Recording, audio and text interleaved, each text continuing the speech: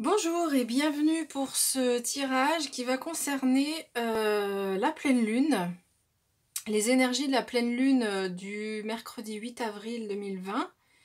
Une pleine lune qui va déménager, hein. J'ai les cartes qui sont arrivées au niveau du tarot nous disent que ça va un petit peu nous remuer. Cette pleine lune, a priori, elle va pas mal nous remuer.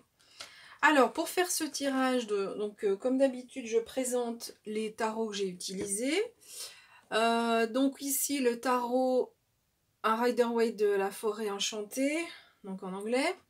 Ensuite, il y a deux cartes qui sont tombées. Donc, en fait, je bats les cartes et je prends les cartes qui tombent au fur et à mesure pour le tarot. Et puis pour les suivantes, en une fois, pour les cartes suivantes. Donc, pour le Ferry le Normand, donc on a deux cartes qui sont arrivées. Ensuite, l'oracle des elfes, pardon. Donc là, ici, écoutez, on a quatre cartes qui sont arrivées. On avait pas mal de messages. Et une carte du petit oracle des animaux de pouvoir. J'ai voulu utiliser, j'avais envie d'avoir un message un peu plus puissant par rapport aux animaux de pouvoir. Mais bon, j'ai mélangé. Il n'y a aucune carte qui est tombée. Donc du coup j'ai changé, j'ai pris un autre oracle. Alors, on y va avec la carte du tarot. Donc ici, la carte du tarot, non, je vais commencer par celle-ci. Ici, on a le 3 d'épée. Donc pour ce tirage, on a pas mal de cartes d'épée, 3 cartes d'épée sur 6. Les cartes de l'épée, c'est ce qui concerne le mental. Attendez, je vais mettre un peu de lumière pour qu'on voit un peu mieux les cartes. Hop, voilà. Voilà, donc on voit un peu mieux les cartes. Alors, donc ce 3 d'épée, comme on peut le voir sur la carte, c'est pas une carte qui inspire vraiment de la joie. Ce 3 d'épée, il va nous partir de. Il va nous pas nous partir. Ce 3 d'épée va nous parler, pardon, de sentiments d'injustice.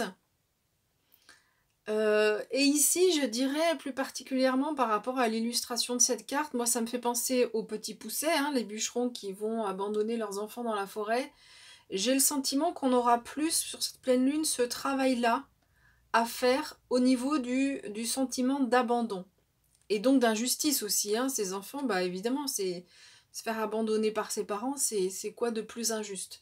Donc plutôt que ce personnage-là, je pense que c'est cette énergie-là qu'on va travailler, ce sentiment d'injustice, peut-être un sentiment d'abandon, et qui nous met dans une posture assez de détresse. Enfin, on va se sentir assez remué par ce sentiment-là. Alors, je mets des guillemets par rapport à ce que je vais dire, parce qu'en fait, donc les énergies là de la pleine lune, elles s'adressent à tout le monde. Par contre, ça peut être plus ou moins fort selon les uns et les autres. Donc voilà, c'est pour ça que je tiens à nuancer mon propos. Ne vous attendez pas à quelque chose de grave. Parfois, ça peut être un souvenir du passé ou un moment dans votre vie qui remonte à la surface au moment de cette pleine lune. C'est pas forcément un événement pendant cette pleine lune. Voilà, donc ça c'est important quand même de le noter. Donc voilà, ce sentiment d'injustice, ce sentiment d'abandon nous met dans un état de tristesse, hein, où on se sent, regardez, on se sent perdu ici. Ce personnage s'isole pour se protéger, on se sent pas protégé évidemment quand on vit un abandon. Donc ça peut être de toutes sortes, hein, soit dans l'enfance, soit par un partenaire, soit par une situation ou un proche qui n'est plus là. Donc on se sent abandonné même si c'est pas une action de l'autre personne. Mais du coup, on se recroqueville. Vous voyez, ce personnage se recroqueville pour se mettre dans une posture où il se sent plus protégé. Parce que sinon, on voit qu'il se sent pas à l'aise dans cette grande forêt de nuit. Donc voilà ce que nous disent ces premières cartes. Donc on voit que c'est quand même remuant, hein, ce qui va se passer. Et alors moi j'ai le sentiment que c'est possible que ce soit en lien avec ce qu'on est en train de vivre et donc notamment le confinement, parce qu'ici on nous parle du 2 de bâton qui nous parle de relations, de travail d'équipe, de collaboration. Et donc on voit ici que la collaboration, ben, comme les deux bâtons, ils sont l'un à côté de l'autre, mais pas ensemble. Et donc ici, la collaboration, elle ne se fait pas ou elle ne se fait plus. Donc il est vraiment possible que soit qu'il y ait des sentiments du passé qui remontent, soit qu'il y a un événement où vous vous sentez abandonné, soit c'est la situation actuelle par rapport à la collaboration qui fait que vous vous sentez seul, vous vous sentez abandonné parce que vous ne pouvez pas voir euh, vos amis, la famille non plus, on ne peut pas la voir. Donc c'est possible que ça pèse un petit peu pour cette pleine lune. Alors la pleine lune, les énergies ont déjà commencé quelques jours avant. Elle continue évidemment après, voire jusqu'à la nouvelle lune suivante, en s'atténuant petit à petit. Alors, ensuite, on a ce chevalier d'épée. Donc encore l'épée, hein, c'est encore le mental. Donc c'est vraiment dans le mental que ça va se jouer sur cette pleine lune. Ce chevalier d'épée, donc on voit qu'il part au combat. Donc cette carte, elle symbolise la lutte.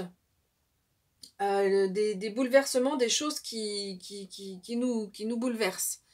Donc, encore une fois, attention, pas de panique, c'est pas forcément quelque chose de grave. Donc, c'est sans doute donc en lien avec ce qu'on a dit au début, mais vraiment, ça peut être quelque chose de pas grave du tout, mais qui nous affecte, mais sans que ce soit quelque chose de grave. Je tiens à le préciser. Donc ce chevalier, donc à la fois, donc il part au combat, on voit qu'il est prêt hein, avec son armure, et en même temps il va trancher. C'est l'archétype du héros. Donc il chasse, en fait, il part au combat contre ses adversaires. Ses adversaires, ça peut être des personnes ou une personne, mais ça peut être ses peurs aussi. Donc on voit qu'il part au combat, et ce qui est intéressant, c'est que ce chevalier, il va trancher. C'est comme j'ai dit, l'archétype du héros. Le héros gagne toujours à la fin. Donc c'est une énergie qui va nous aider, même s'il y a des conflits. Plus que des conflits, des luttes en fait. C'est pas vraiment des conflits entre deux personnes, mais plutôt des luttes. Hein, c'est quelque chose d'un peu plus général. On a pour nous aider ce magnifique chevalier de coupe, cavalier de coupe, qui va nous apporter son courage. C'est un cavalier qui est très courageux. Et puis il va nous apporter, on voit sur cette carte, on voit que c'est quelqu'un qui est doux, même si c'est une énergie masculine, mais avec une certaine douceur. Donc ça va nous aider à passer le cap. Hein, on a ces deux chevaliers ici qui sont peut-être même à l'opposé. On a le cavalier d'épée qui va au combat, qui lutte.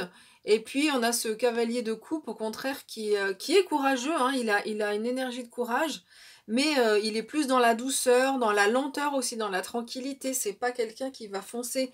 Donc c'est vraiment, ces deux énergies vont vraiment vous aider, nous aider, hein, on parle c'est des énergies qui s'adressent à tout le monde, qui vont nous aider à faire place nette, à avancer par rapport à cette situation-là qui nous cause du tracas, ou en tout cas qui nous perturbe.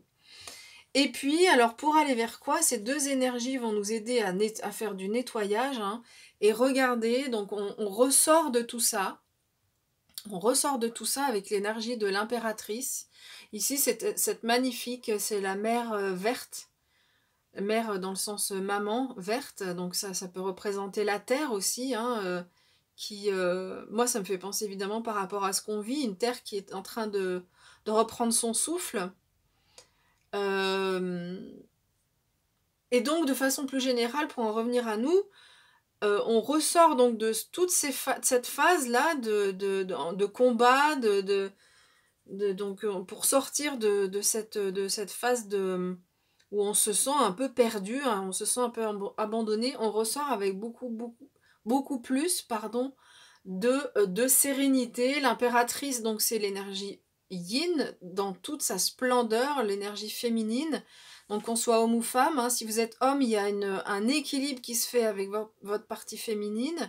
Et donc si on est femme, ben aussi, un équilibre qui se fait avec notre partie féminine. C'est l'archétype de la douceur, à la fois de la douceur, mais l'impératrice, c'est aussi donc une chef, une femme qui gouverne, donc elle est en capacité à s'affirmer, à affirmer ses choix, mais tout en douceur, donc c'est une énergie très douce hein, que nous apporte en fait, c'est grâce à ce cavalier de coupe ici qu'on arrive à avoir cette énergie de douceur. L'impératrice, c'est aussi la création, la créativité. Donc on ressort de cette épreuve avec cette pleine lune, avec beaucoup de capacité de création, de créativité. D'ailleurs, on voit hein, cette impératrice qui porte un enfant, parfois on la voit enceinte. Mais voilà, donc c'est vraiment ici, cette pleine lune, comme je vous l'ai dit, on a des bouleversements, on a des remises en question, on a des choses peut-être du passé qui ressortent, mais c'est vraiment pour vous faire grandir et pour aller vers plus d'affirmation de soi dans sa partie féminine et un développement de la créativité qui va vraiment être important. Alors, on va regarder ce que vont nous dire les cartes suivantes. Donc, avec le ferry, ben, on nous dit qu'il y a une montagne à gravir. Ce qui est intéressant avec cette carte, c'est que on voit que derrière les montagnes, le soleil est présent. Donc oui, il y a des montagnes à gravir pour cette pleine lune, mais une fois qu'on a réussi à monter à franchir le col, à franchir la montagne, on se sent plus fort, on se sent grandi. Et c'est ce que je disais avec l'impératrice tout à l'heure, c'est-à-dire que ce franchissement d'obstacles va vraiment nous permettre de grandir par rapport à des choses du passé ou un événement qui fait qui va nous aider à grandir.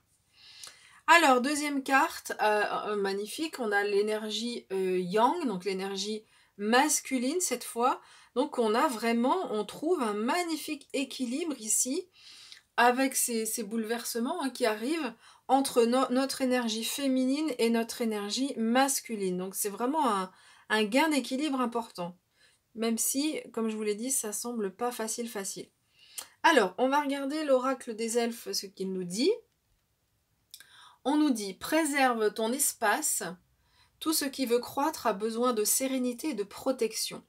Voilà, donc tout à l'heure, j'ai parlé donc de ces enfants qui sont abandonnés, qui avaient ce sentiment d'abandon. Évidemment que quand on se sent abandonné, on se sent absolument pas en sérénité, on se sent absolument pas protégé. Comme cet enfant qui essaye de se protéger ici dans le creux de cet arbre pour se sentir plus en sécurité. Donc ici, on nous parle vraiment de votre espace. Alors ça peut être votre espace personnel chez vous, un endroit où vous vous sentez bien, mais ça peut, quand on parle de préserve ton espace, c'est aussi l'espace intérieur. Moi, je l'entends surtout comme ça ici avec cette carte. Et donc, on nous dit qu'effectivement, on a besoin de protection. D'accord ? Et donc, c'est en se préservant, peut-être en se protégeant. Donc, peut-être qu'on nous dit qu'il y aura besoin de se protéger de quelqu'un. On a ce héros là qui vient à notre secours par rapport à quelqu'un ou une situation. Donc, voilà, on nous demande de se protéger. Je sais plus, je crois que je vais les tirer comme ça. Oui, voilà. Ici, donc cette carte, elle nous dit, c'est dans le calme et le repos que réside la force.